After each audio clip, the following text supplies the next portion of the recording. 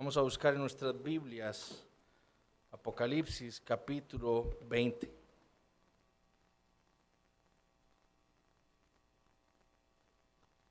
Será hasta el último domingo del mes que retomemos Apocalipsis para terminar este año. Apocalipsis capítulo 20. Mi familia y yo estaremos saliendo del país el día de mañana, entonces volveremos a Apocalipsis 20 el último domingo de diciembre. Ahora vamos a leer los versículos del 1 al 6. Apocalipsis 20 del 1 al 6. Dice así la palabra del Señor. Vi a un ángel que descendía del cielo con la llave del abismo y una gran cadena en la mano, y prendió al dragón, la serpiente antigua, que es el diablo y Satanás, y lo ató por 1000 años. Y lo arrojó al abismo y lo encerró y puso sus sellos sobre él, para que no engañase más a las naciones hasta que fuesen cumplidos 1000 años. Y después de esto debe ser desatado por un poco de tiempo. Y vi tronos, y se sentaron sobre ellos los que recibieron facultad de juzgar, y vi las almas de los decapitados por causa del testimonio de Jesús y por la palabra de Dios, los que no habían adorado a la bestia ni a su imagen, y que no recibieron la marca en sus frentes ni en sus manos, y vivieron y reinaron con Cristo 1000 años. Pero los otros muertos no volvieron a vivir hasta que se cumplieron 1000 años. Esta es la primera resurrección. Bienaventurado y santo el que tiene parte en la primera resurrección. La segunda muerte no tiene potestad sobre estos, sino que serán sacerdotes de Dios y de Cristo, y reinarán con él 1000 años. El libro de Apocalipsis es, como afirmó el apóstol Juan, y como hemos visto ya en el capítulo 1, la revelación que Dios el Padre le dio al Señor Jesucristo con el propósito de que Él se lo manifestara a los creyentes en Asia Menor y a nosotros el día de hoy por medio de su ángel, dándosela a Juan.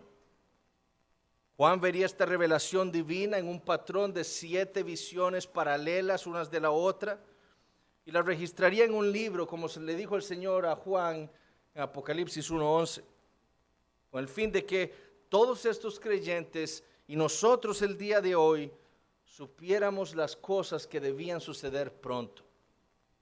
Y esas cosas que debían saber estos hermanos eran las cosas que sucederían entre la primera y la segunda venida del Señor. Apocalipsis trata específicamente de las cosas que sucederán entre la primera y la segunda venida de Cristo. Lo que el Señor quiere mostrarnos en este libro a nosotros el día de hoy es lo que sucedió en el mundo cuando Él se encarnó y lo que sucederá cuando Él vuelva una segunda vez. Por eso es que cada una de estas 7 visiones o inicia con Cristo en la tierra, o con lo que sucedió cuando Él vino a la tierra, y terminan todas estas visiones con lo que sucederá en su segunda venida.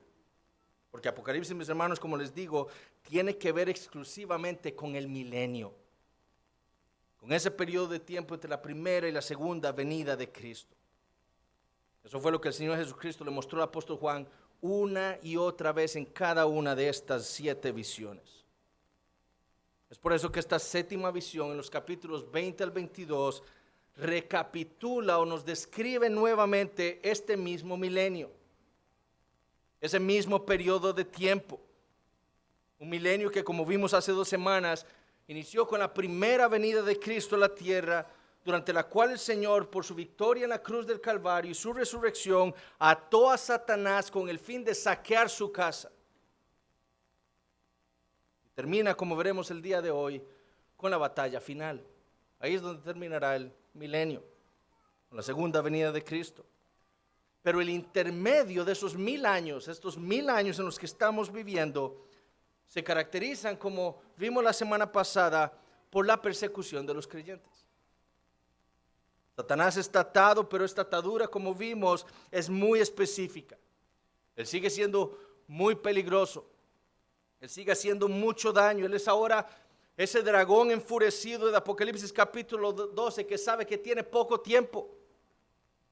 Solo 1000 años tiene antes de ser derrotado finalmente por el Señor en su segunda venida y ser enviado al infierno por toda la eternidad. Es por eso que entonces, como se nos dice en Apocalipsis 12, se llenó de ira contra la mujer, contra la iglesia y contra la descendencia de la iglesia. Por eso la persigue, la tortura, por eso busca destruirla por la fuerza antes de que ese periodo simbólico de 1000 años se acabe. Por eso es que ahora hay mártires en el cielo reinando, en estos 1000 años. Este es el periodo que se nos ha descrito una y otra vez en el libro de Apocalipsis. Cuando Satanás, la bestia, el falso profeta se han vuelto contra el pueblo de Dios. Pero otra de las demostraciones del poder y de la victoria del Señor Jesucristo es que a pesar de lo que Satanás le ha hecho a los creyentes, asesinando a unos, persiguiendo a otros, torturando a otros, es que por causa de su fe en el Señor, todos y cada uno de ellos están reinando ahora con Él.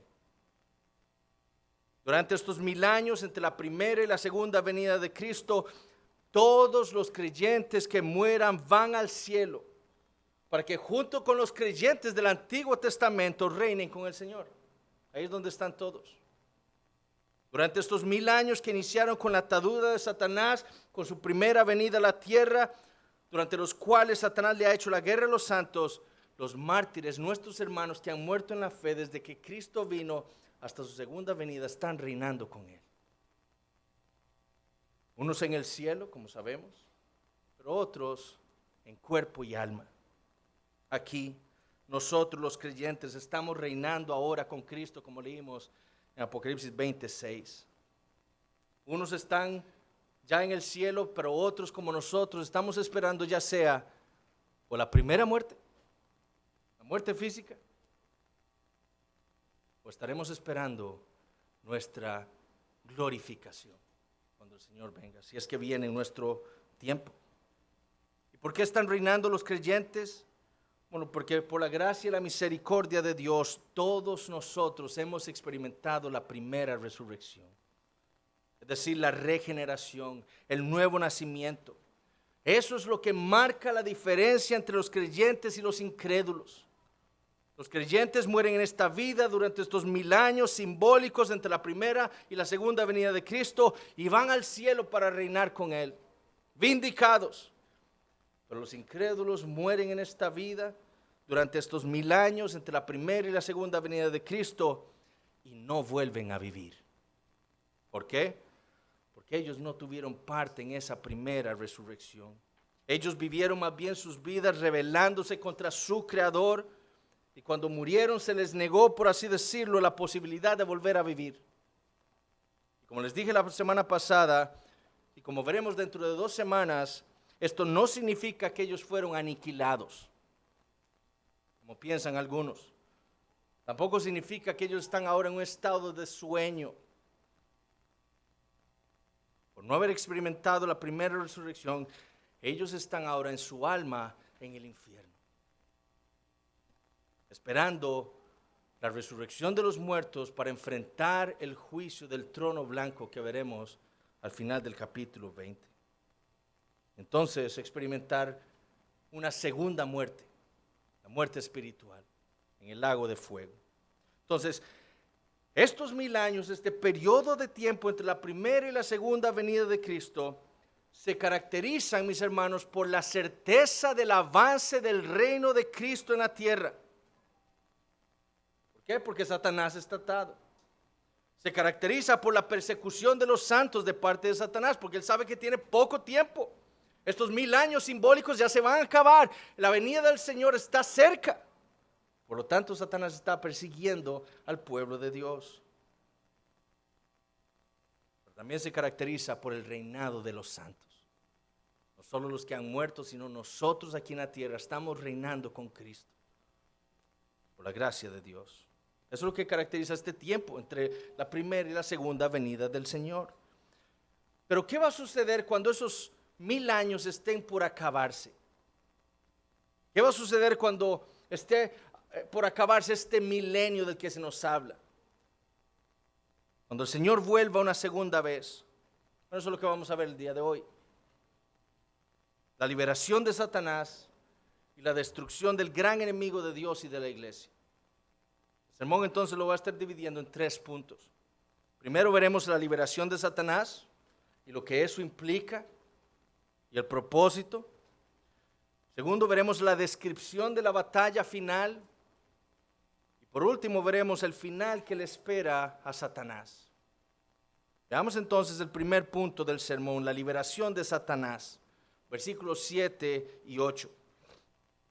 Cuando los 1000 años se cumplan, Satanás será suelto de su prisión y saldrá a engañar a las naciones que están en los 4 ángulos de la tierra, a Gog y a Magog, a fin de reunirlos para la batalla, el número de los cuales es como la arena del mar. Juan entonces procede a explicar lo que había introducido en el versículo 3. El Señor ató a Satanás, lo arrojó al abismo, lo encerró allí, puso su sello sobre él, hasta que fuesen cumplidos 1000 años. ¿Cuáles 1000 años? Bueno, los 1000 años durante los cuales él ha estado persiguiendo a los creyentes.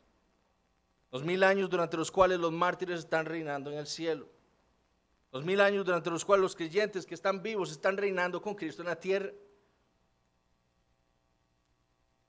Todas estas referencias a los 1000 años que tenemos en estos primeros 10 versículos de Apocalipsis 20 se refieren al mismo periodo de tiempo.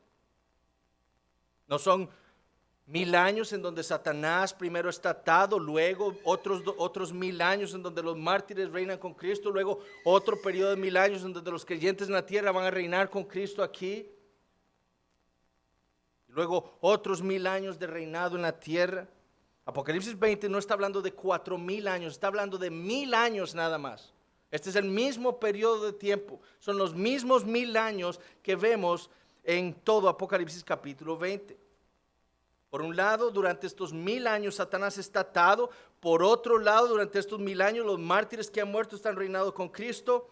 Y durante estos 1000 años los incrédulos que mueran están en el infierno. En ese mismo periodo los creyentes que estén con vida están reinando con Cristo aquí en la tierra. Entonces estos son los mismos 1000 años. Pero ahora el Señor le muestra a Juan lo que va a suceder cuando ese periodo simbólico de tiempo acabe. ¿Y qué va a suceder? ¿Qué va a suceder al final de esos 1000 años? Versículo 7. Cuando los 1000 años se cumplan, Satanás será suelto de su prisión. Eso es lo que va a suceder. Justo antes de que se cumplan los 1000 años, Satanás va a ser liberado.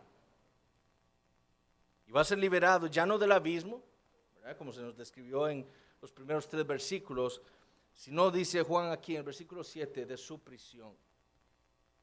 Ahí es donde él está encarcelado. Ahí fue donde el ángel lo encerró con aquella gran cadena simbólica que vimos hace 2 semanas. Este es el mismo lugar, solo que ahora se le llama prisión. ¿Por qué? Para demostrar que Satanás ha estado encarcelado ahí de parte del Señor. Él ha estado preso. Ahora la pregunta es, ¿quién lo liberó? Bueno, aquí tenemos otro pasivo divino. Notemos que no es Satanás quien rompe las cadenas, rompe el sello que había sido puesto y escapa del abismo. Eso no es lo que se nos dice. Es otro quien suelta a Satanás. Bueno, ¿quién lo puso allí? El Señor, por medio de su ángel. ¿Quién es el único entonces que lo puede liberar? ¿Quién es el único entonces que nos ha dicho todo Apocalipsis que está sentado sobre el trono del universo? ¿Quién es el soberano del universo? Dios. Bueno, niños, esa es la respuesta a la primera pregunta. Es el Señor quien lo suelta. Es el Señor quien libera a Satanás de su atadura, del abismo, de la prisión en la que estaba él preso. Nada de todo esto que va a suceder antes de la segunda venida de Cristo está fuera del control divino. Así como todo antes de la primera venida de Cristo ha estado bajo el control divino, asimismo todo lo que suceda antes de su segunda venida está bajo el control del Señor. Dios es el soberano del universo. Esa es una de las verdades que el libro de Apocalipsis nos ha enfatizado desde el inicio. Por lo tanto, si Dios es el soberano del universo, Él es el único con el poder y la autoridad para soltar a Satanás. Ahora, ¿con qué propósito hizo esto Dios? Y eso nos debe dar una gran paz a nosotros. La soberanía de Dios no debe producir en el creyente temor, debe producir paz y tranquilidad. Que sea Dios el que libere a Satanás debe darle gran paz al creyente, porque sabemos que es Dios quien está en control de todo. Él sabe lo que está haciendo. Ahora, ¿con qué propósito hizo Dios esto? Versículo 8. Y saldrá a engañar a las naciones que están en los 4 ángulos de la tierra. Propósito de Dios al liberar a Satanás de esa atadura en la que Él lo había puesto es que justo antes de la segunda venida el diablo pueda salir a engañar a las naciones. Y estas naciones no son otra cosa, como ya sabemos, a una referencia a todos los incrédulos. Estas son las naciones a las que les va a engañar Satanás, los incrédulos. Notemos que el propósito es que Satanás salga para engañar a las naciones, dice que están en los 4 ángulos de la tierra. Ahora, de nuevo, si nosotros interpretáramos Apocalipsis de manera literal, a la conclusión que llegaremos es que la tierra es plana. Pero como sabemos, eso no es cierto. Como la Biblia nos hace referencias en otros lugares a que la tierra es esférica, debemos interpretar esta descripción de los 4 ángulos de la tierra como un símbolo más en el libro, queriéndonos decir que Satanás está listo y va a salir a engañar a las naciones que están en toda la tierra. Eso fue lo mismo que vimos en Apocalipsis capítulo 7. Eso es lo que significan los 4 ángulos de la tierra. Satanás va a salir y va a engañar a todas las naciones, a todos los incrédulos que están en toda la tierra. Por eso se nos dice al final del versículo 8, que el número de ellos es como la arena del mar. No es tanto porque sean muchos, sino porque se está refiriendo aquí a todos los incrédulos que existan antes de la venida de Cristo. Ahora, ¿cuál es el propósito de Satanás de engañar a las naciones? ¿Cuál es el propósito de Dios al liberarlo para que salga y engañe a las naciones del mundo? Versículo 8. A fin de reunirlos para la batalla. La segunda respuesta, chicos. Dios lo libera para que Satanás salga a engañar a las naciones. ¿Para qué? Para reunirlos a todos los incrédulos para la batalla. Ahora, como vimos en el capítulo 16, ese artículo que modifica ese sustantivo batalla está ahí en el original. Lo que nos da a entender que a lo que se está haciendo referencia aquí es una batalla muy específica. Juan dice a fin de reunirnos para la batalla. Juan no dijo para reunirlos para una batalla, no, él dijo para la batalla. Esta es una batalla muy específica. Ahora, ¿cuál batalla es esta? Bueno, es la batalla final de la que hablan todas las escrituras. La batalla final de la que hablaron todos los profetas del Antiguo Testamento. Es por eso que se hace referencia a Gog y a Magog. Porque en el Antiguo Testamento, como veremos en un momento, la profecía de la batalla de Israel contra Gog apuntaría a un tipo, o sería un tipo de la batalla final entre Dios, su pueblo y sus enemigos. Por medio del profeta Ezequiel, Dios le había dicho a su pueblo Israel que él estaba contra Gog. Ezequiel capítulo 38. Por esa razón, dijo el profeta, Dios sacaría a Gog de sus tierras y lo traería desde los confines del norte, como leemos en Ezequiel 38:6, junto con muchos pueblos. El profeta dice, gran multitud y poderoso ejército es el que Dios trae con Gog desde el norte. Y Dios lo traería y él mismo haría subir a Gog, dice, contra mi pueblo Israel. ¿Quién es el soberano del universo? Dios. ¿Quién estaba trayendo a Gog ahora con esa multitud de hombres, de enemigos del pueblo de Dios, a Israel para luchar contra Israel? Dios. Sería Dios quien traería a Gog y a su gran ejército de muchas otras naciones sobre la tierra para atacar a Israel. Bueno, a Juan ahora el Señor le está universalizando aquella profecía sobre aquella batalla final del Antiguo Testamento. Una batalla que, por cierto, nunca ocurrió. La única referencia a Gog que tenemos en el Antiguo Testamento es un nombre de un hombre, en una de las genealogías. Esa batalla nunca ocurrió. ¿Por qué? Porque era una referencia, una profecía de esta batalla final que estamos leyendo aquí en Apocalipsis. La batalla al final de los tiempos. Y aquí en Apocalipsis 20, Gog y Magog son símbolos que representan a todas las naciones del mundo, a todos los incrédulos, a todos los enemigos de Dios y de la iglesia que son liderados por Satanás y engañados por él para reunirse para la batalla. Esta batalla, como dijimos, es la batalla final. Es la misma batalla que leímos en Apocalipsis capítulo 16. Después de que el sexto ángel, ¿se acuerdan?, derramó la sexta copa de la ira de Dios, Juan vio salir, ¿qué? 3 espíritus inmundos de la boca de ¿quién? Del dragón, de la bestia y del falso profeta. ¿Con qué propósito? Engañar a los reyes de la tierra. ¿Para qué? Para reunirlos para la batalla. ¿En dónde? En Armagedón. El mismo engaño que leemos en Apocalipsis 20.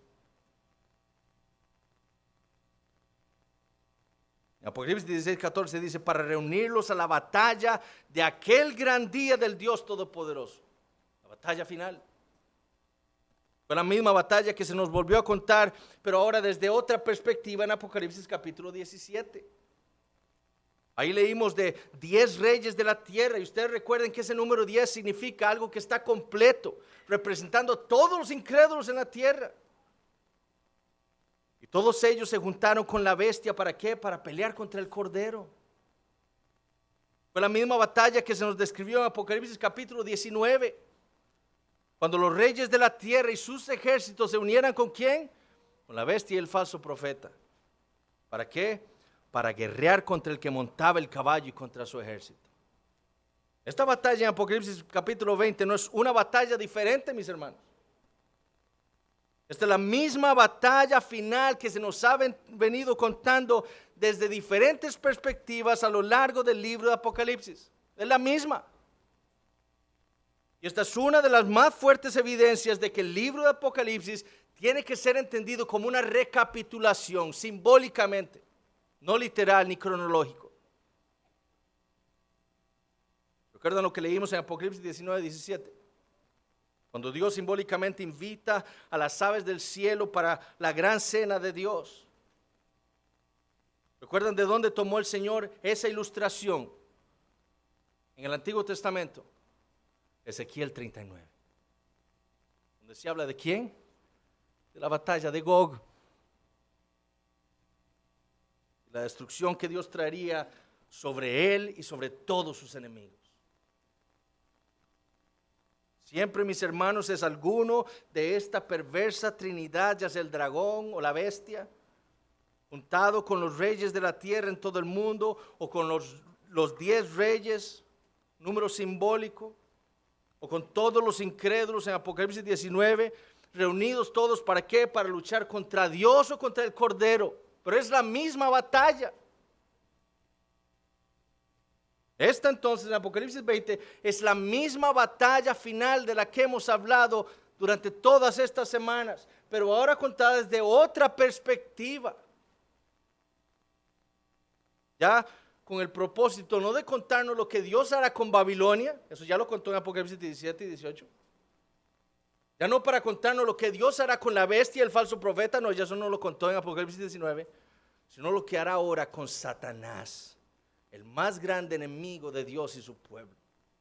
Es para eso que esa profecía en Apocalipsis capítulo 20 está aquí, para mostrarnos ahora lo que Dios hará en aquella misma batalla con Satanás.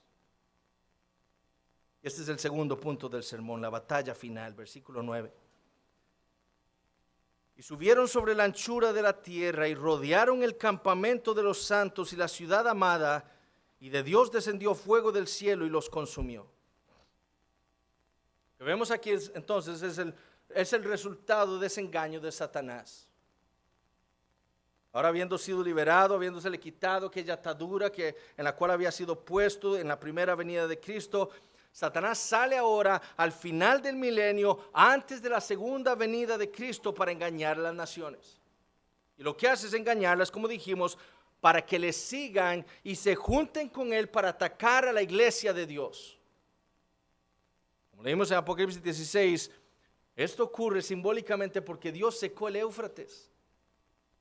Él quitó todo obstáculo que había ahora, ha liberado a Satanás, y ahora entonces todos los pueblos pueden ser engañados por él para juntarse, para luchar contra quién, contra su pueblo.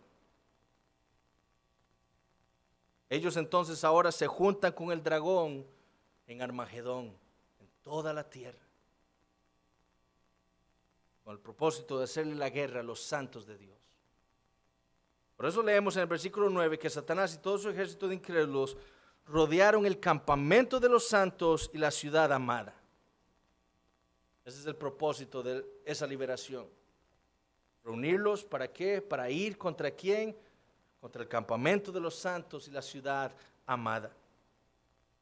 Y de nuevo, aquí tenemos esa conjunción, como vimos la semana pasada. Al final del versículo 4, este y que tenemos entre el campamento de los santos y la ciudad amada puede ser tomada como una conjunción que está explicándonos a nosotros quiénes son este campamento de los santos.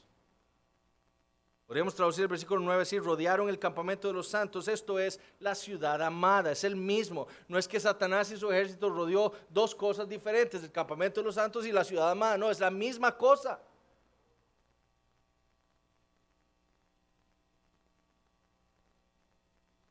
Lo que el Señor está haciendo aquí es mostrándole a Juan la continuidad que existe entre el pueblo de Dios en el Antiguo Testamento y el pueblo de Dios en el Nuevo Testamento. No es como argumenta el dispensacionalismo que Israel y la iglesia son dos pueblos diferentes. Eso es lo que ellos tienen que argumentar para poder sostener una escatología tan compleja como la que tienen, como la que vimos hace una semana. Lo que las Escrituras enseñan es que la iglesia es el Israel de Dios. Así como se les llamó al apóstol en Gálatas capítulo 6, a los creyentes, el Israel de Dios. Ellos son, como le dijo a los romanos, los verdaderos hijos de Abraham. Lo que el Señor quiere con esa referencia al campamento de los santos, a la ciudad amada aquí, es que Juan entienda que el remanente de Israel en el antiguo pacto, cada uno de los creyentes del Antiguo Testamento, son el mismo pueblo que la iglesia. Ese término campamento nos apunta a nosotros ¿a dónde? Al libro de Éxodo. Entonces se le llamó a Israel el campamento de Israel. Y el Señor describe a la iglesia de esa manera, no solo porque queriéndole decirle a Juan, ustedes son lo mismo, el mismo pueblo del Antiguo Testamento, hay una continuidad con el Israel espiritual, con la iglesia. No porque como la iglesia, ellos simbolizaban ese espíritu peregrino del pueblo de Dios. Por eso son un campamento. Porque la iglesia es peregrina aquí en la tierra. Andan por este mundo como en tiendas, como en campamentos. ¿Por qué? Porque este mundo no es para nosotros ahora. Somos peregrinos aquí. Este mundo no es nuestra morada. Pero también se les llama la ciudad amada a los creyentes. Esta es una clara referencia y además este es el único lugar en el Nuevo Testamento donde se le llama a la iglesia así, la ciudad amada, referencia a la ciudad de Jerusalén, no la ciudad física, como vimos en Apocalipsis capítulo 11, ¿verdad? Es esa ciudad de incredulidad. Esta ciudad es la Jerusalén espiritual, de la cual hablaron también Pablo y el autor de los Hebreos. Nos será mostrada en Apocalipsis 21, que veremos el otro año. Lo que estas dos descripciones le están dando a entender a Juan es que, como escribió Bill, es que la iglesia es ahora y será el verdadero Israel en medio de cuyo campamento habita la presencia de Dios. Cuando Juan escucha que los Satanás y los incrédulos se unen todos para ir contra el campamento de los santos, contra la ciudad amada. Lo que Juan se le está queriendo decir es que ellos van a ir a atacar al pueblo de Dios, a ese pueblo que vive en este mundo como peregrinos, que no tienen su morada aquí, sino que tienen su esperanza en la eternidad con el Señor. Es entonces contra el pueblo de Dios contra quien Satanás reúne a todos los incrédulos, chicos. Contra el pueblo de Dios, contra la iglesia. Sin embargo, ¿qué es lo que sucede? Satanás reúne a todos los incrédulos a lo largo del mundo para atacar a los creyentes, para ir a perseguirlos, para ir a destruirlos. ¿Y qué sucede? Versículo 9. Y de Dios descendió fuego del cielo y los consumió. ¿Qué fue lo que vimos en la descripción de la batalla en Apocalipsis 19? Para decirlo de otra manera, ¿qué fue lo que no vimos en Apocalipsis 19? Una batalla. ¿Recuerdan? En Apocalipsis 19 vimos a los incrédulos juntándose contra la bestia y el falso profeta, todos ellos dispuestos para ir a luchar contra el Cordero. ¿Y qué faltó? Una batalla. Lo único que vimos fue al Señor Jesucristo venir del cielo y destruirlos a todos con la espada que salía de su boca. El Señor Jesucristo, como vimos, no necesitó a nadie más para destruirlos a todos. Bueno, lo mismo tenemos aquí, o lo mismo hace falta aquí en Apocalipsis 20. A Juan se le ha mostrado a todos los incrédulos engañados por Satanás, uniéndose con él para destruir a la iglesia, pero lo que no vemos es una batalla. Como cantaba Martín Lutero, él va a destruir a Satanás, por eso nosotros no nos preocupamos. Simplemente se nos dice que en aquel momento, cuando la iglesia está siendo perseguida, rodeada por sus enemigos, descendió fuego del cielo y los destruyó a todos. El juicio de Dios vino sobre los incrédulos y a todos los destruyó. Así de fácil se acabó toda la rebeldía y las intenciones de los hombres rebeldes.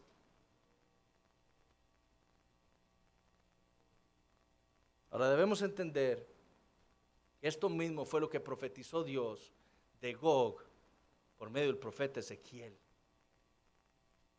En el capítulo 38, después de decirles a Gog que los iba a sacar de su tierra, que los iba a juntar con muchas naciones, un ejército muy grande para traerlo, para venir contra Israel a Jerusalén, Dios profetizó lo siguiente por medio del profeta Ezequiel.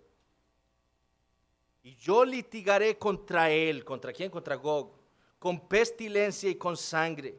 Y haré llover sobre él, sobre sus tropas y sobre los muchos pueblos que están con él, impetuosa lluvia y piedras de granizo, fuego y azufre. ¿Dónde más hemos leído nosotros de grandes piedras de granizo? Apocalipsis 16. ¿En dónde? En la batalla final. Además, Dios dijo en Ezequiel 38 que cuando Él viniera contra Gog, Él haría temblar la tierra. ¿Dónde hemos leído de terremotos? Apocalipsis capítulo 6. ¿Cuándo? Con la venida del Señor Jesucristo. Apocalipsis 11. Con la segunda venida de Cristo.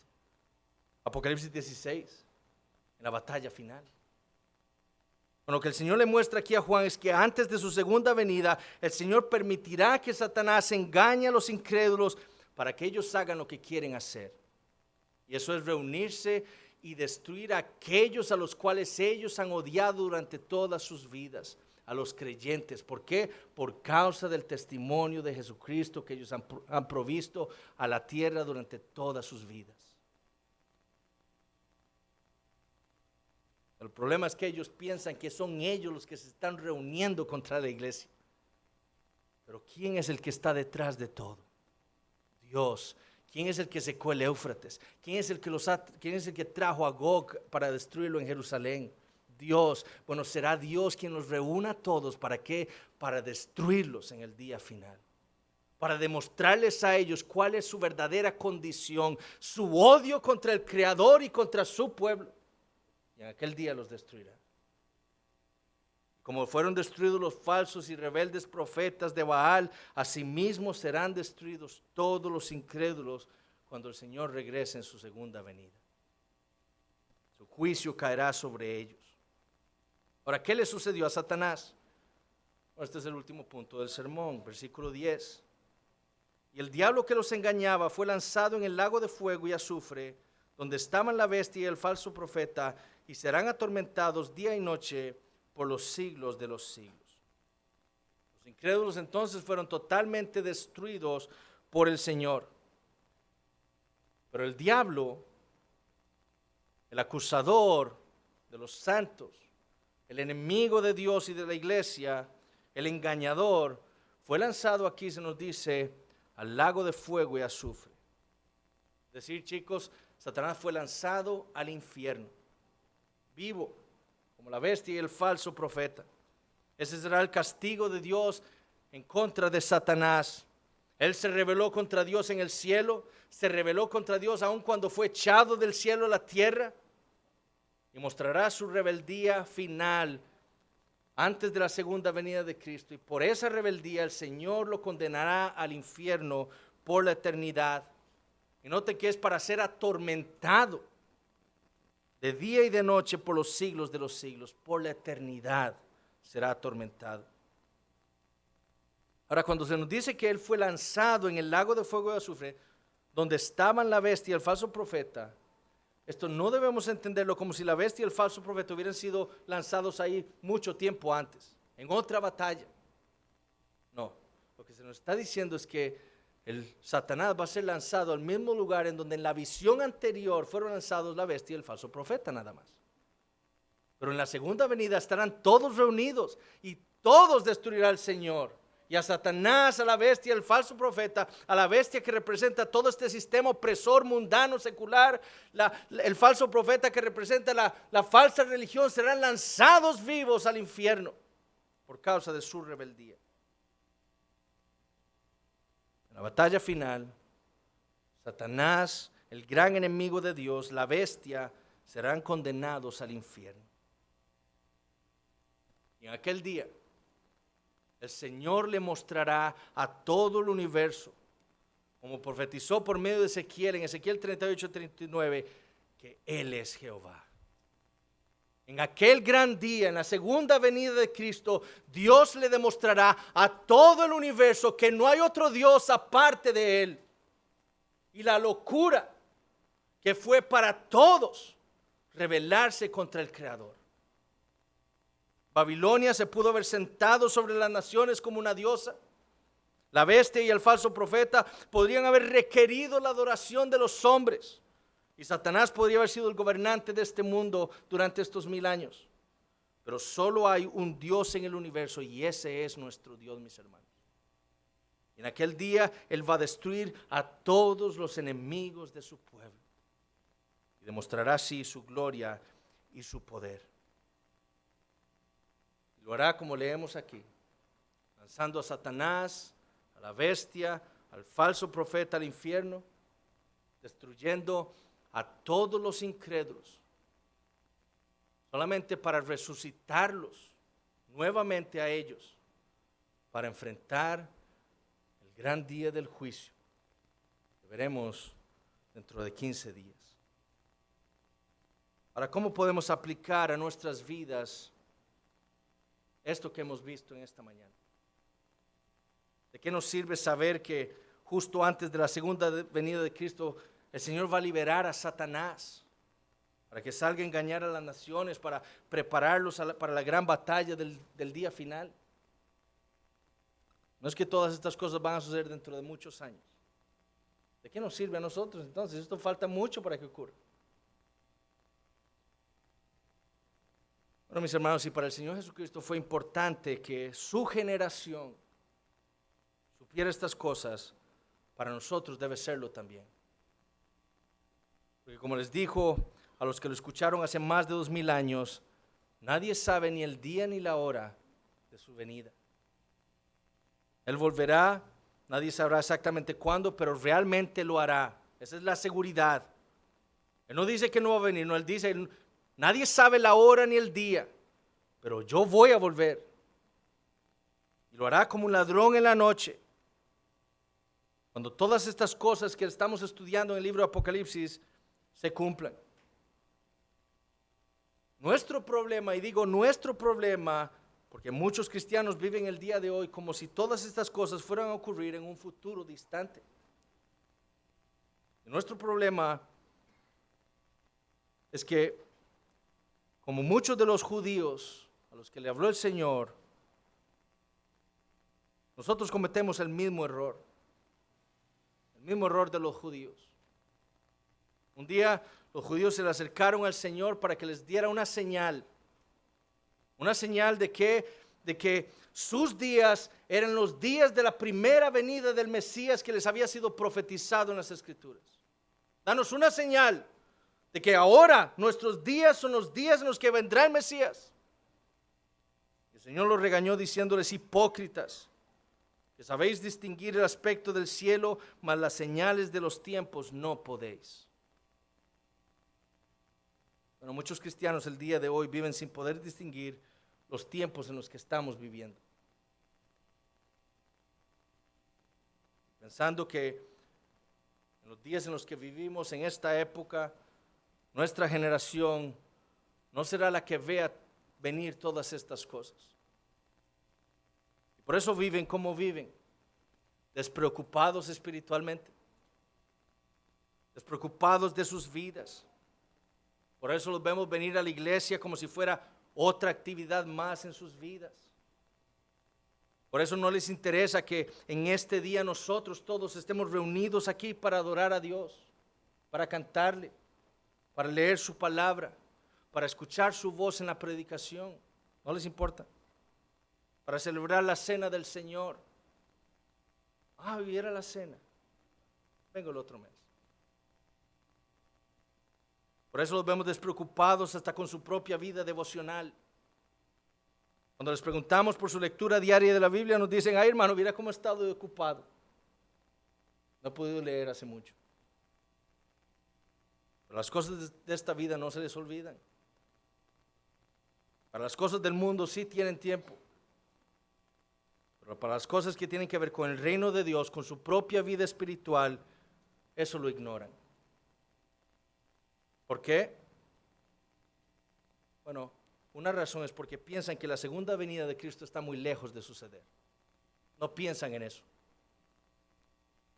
Pero preguntémonos esto. ¿Fue así como vivió el apóstol Pablo? Pensando que la segunda venida está tan largo.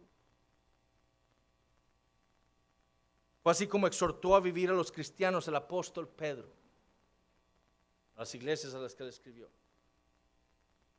Porque Pablo, por ejemplo, vivió pensando que la segunda venida de Cristo sucedería durante su propia vida. He aquí, les dijo a los corintios: os digo un misterio, no todos dormiremos, pero todos seremos transformados. En un momento, en un abrir y cerrar de ojos, a la final trompeta, porque se tocará la trompeta, Jesús va a volver. Y los muertos serán resucitados incorruptibles.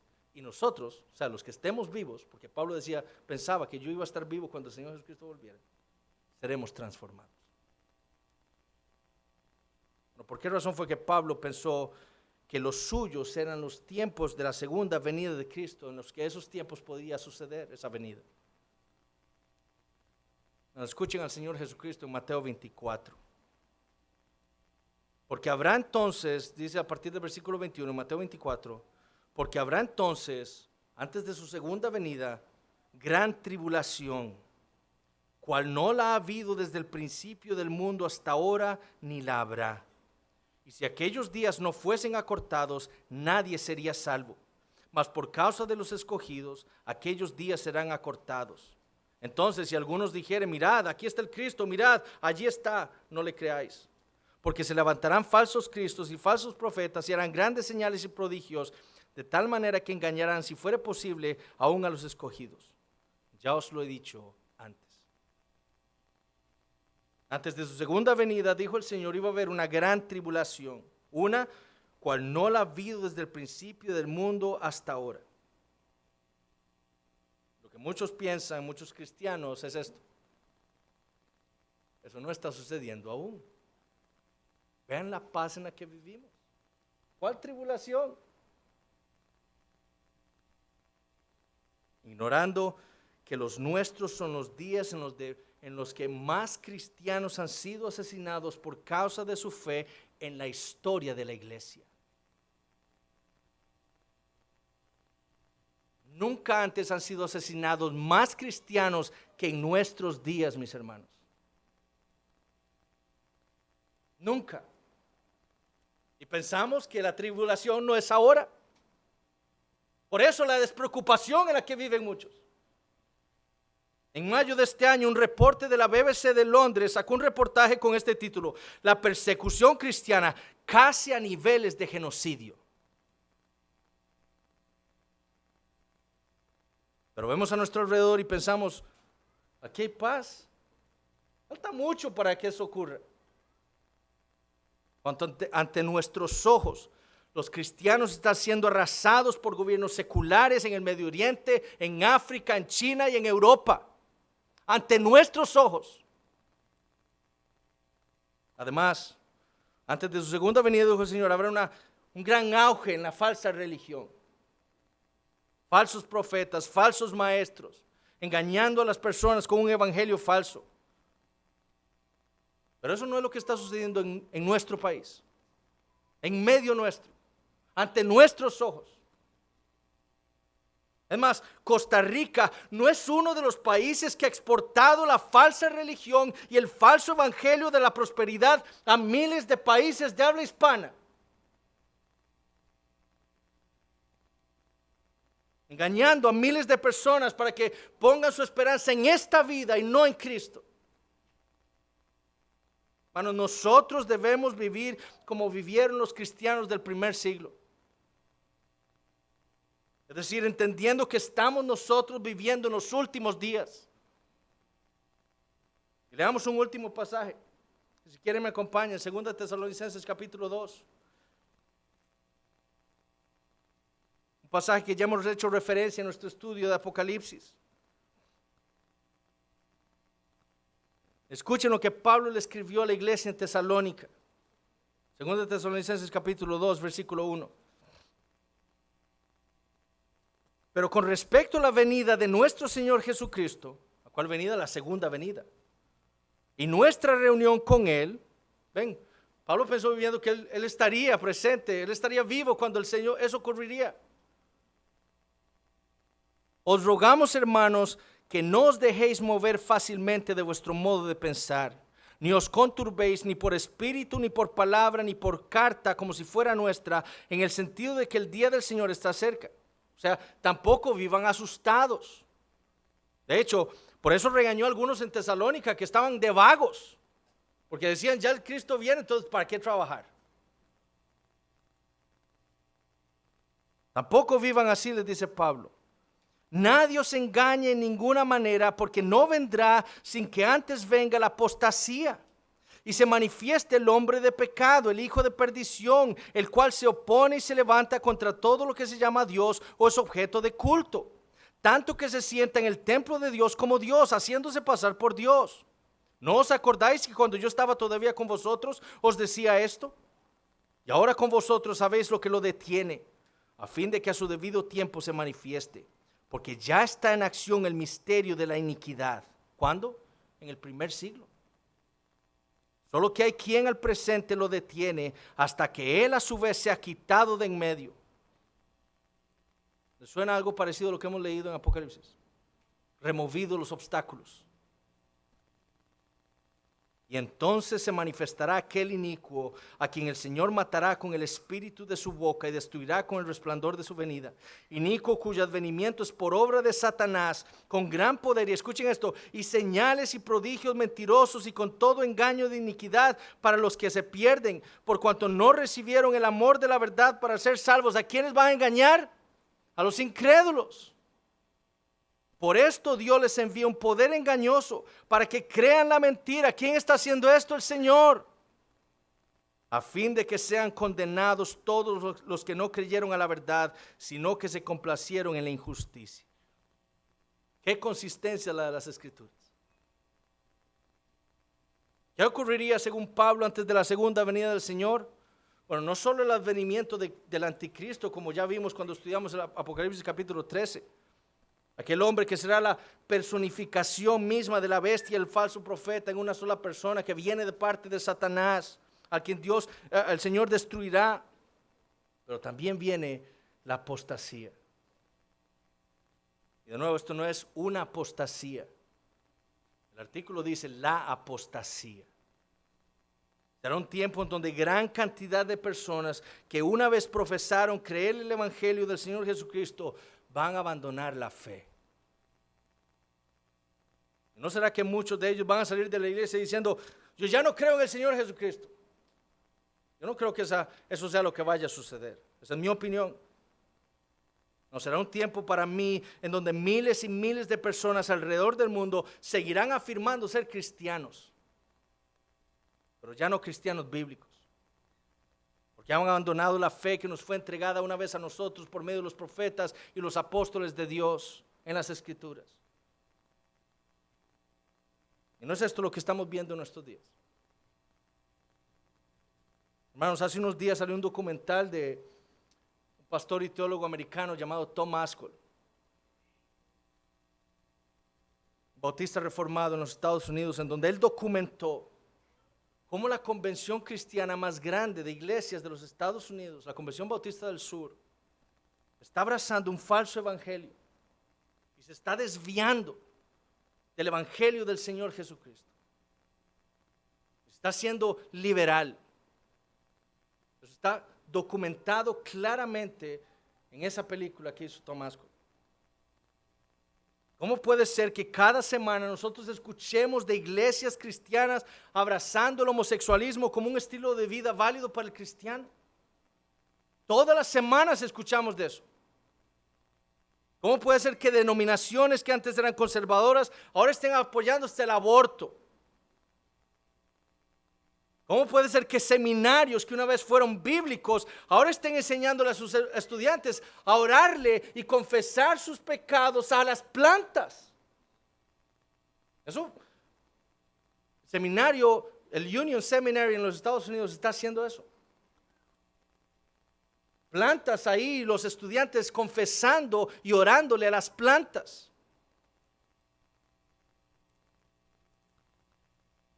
Hermanos, nosotros mismos hemos visto personas que estuvieron con nosotros, que fueron miembros y que un día dijeron, ya no quiero estar aquí. Voy a vivir mi cristianismo a mi manera. Eso es apostasía. No serán todos estos apóstatas los que se unirán con los incrédulos en aquel gran día, engañados por Satanás, creyendo la mentira de Satanás para perseguir a los cristianos bíblicos. Aquellos que están viviendo sus vidas rigiéndose por la palabra de Dios, perseverando en la fe, queriéndosele fiel al Señor Jesucristo. Los acusarán de fundamentalistas, de intolerantes, de ignorantes, y apoyarán a los incrédulos, esos que dicen ser cristianos, en su persecución contra ellos. Hermanos, no ignoremos estas cosas. No seamos como los judíos del primer siglo, que no estuvieron preparados para la primera venida del Señor. Porque si a ellos les fue mal por no estar preparados al ver que el Señor Jesucristo estaba en medio de ellos, peor nos va a ir a nosotros si no estamos preparados para la segunda venida del Señor Jesucristo. Peor. En aquel día muchos que profesaron ser cristianos en esta vida serán tomados por sorpresa.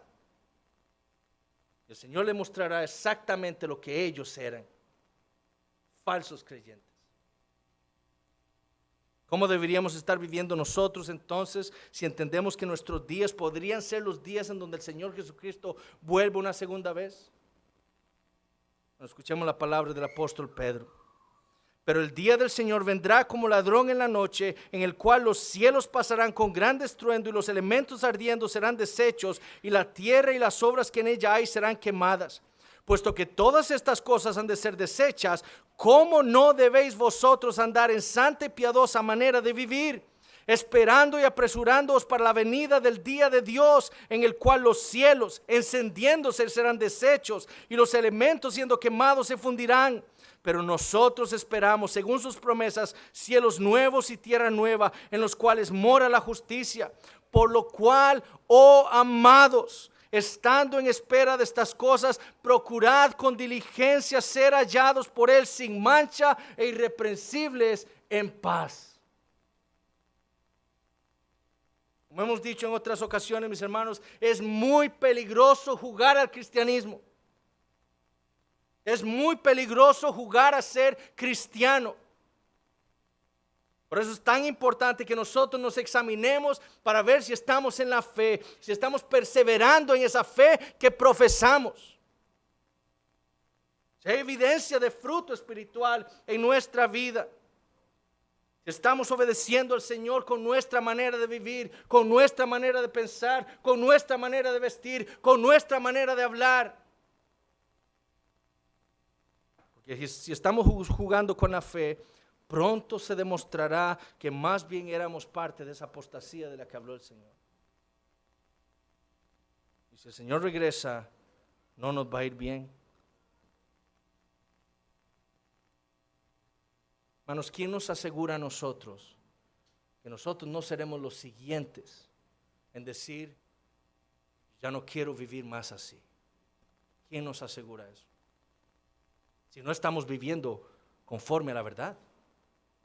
Porque el Espíritu Santo le da testimonio a todos los que están viviendo conforme a la palabra de Dios, de que son hijos de Dios. Pero si usted no está viviendo así, ¿quién le asegura a usted que usted no va a ser el siguiente? Si no se examina hoy. ¿Quién nos va a decir a nosotros como iglesia local que si nosotros nos desviamos y empezamos a hacer las cosas a nuestra manera y no según la palabra de Dios, no vamos a ser la siguiente iglesia apóstata que abrace cualquier otra doctrina humana?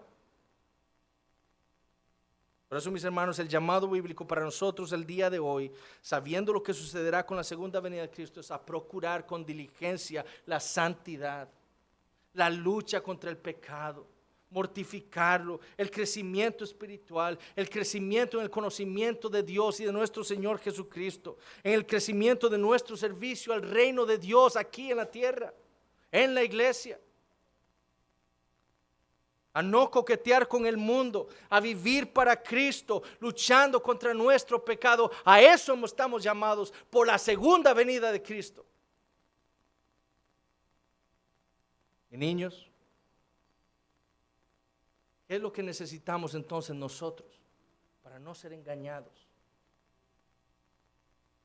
Porque Satanás vendrá a ustedes para engañarlos, para desviarlos. ¿Qué necesitamos? La Biblia. ¿Por qué? Porque ahí no solo está el conocimiento de Dios, sino está el conocimiento de la fe en el Señor Jesucristo, nuestro Salvador. Y si nosotros queremos escapar ese día, ese juicio que viene, entonces ustedes y todos nosotros que estamos aquí debemos ir a la Biblia y creer lo que se nos ha dicho ahí acerca del Señor Jesucristo, la esperanza para el pecador. Oremos. Padre, te damos gracias por tu palabra. Te damos gracias, Señor, por lo que hemos leído en esta mañana. Oh Señor, pon tu temor en nuestros corazones. Que nosotros, Señor, podamos abrir nuestros ojos a la realidad, a despertar de ese sueño en el que algunos de nosotros podemos estar. A no pensar que nosotros estamos bien, sino que debemos continuar perseverando. Que tu Espíritu Santo, Señor, haga esa obra en nosotros. Que podamos vivir, Señor, poniendo nuestros ojos en el Señor Jesucristo, que Él sea nuestra meta. Y Padre, que tengan misericordia de nuestros niños. Señor, los traemos aquí con fe, creyendo lo que dice tu palabra, que por tu palabra es la fe. Los traemos para que tú, Señor, los salves a ellos por medio de tu Espíritu Santo y tu palabra. Que los hagas tus hijos en Cristo Jesús. Padre, gracias te damos por este día.